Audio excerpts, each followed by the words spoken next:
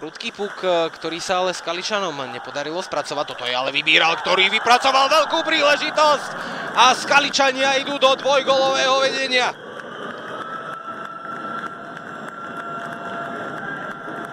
Tak strelcom druhého skalického gólu je Petr Obdržálek.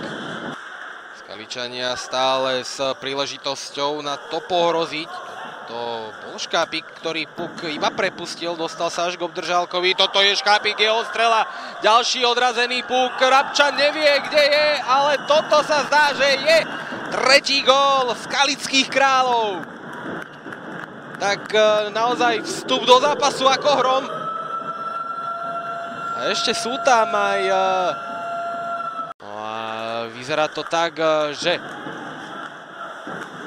budú hrať v oslabení, ale toto je štvrtý gól Skaličanov. No a Petr Obdržálek završuje svoj hat-trick.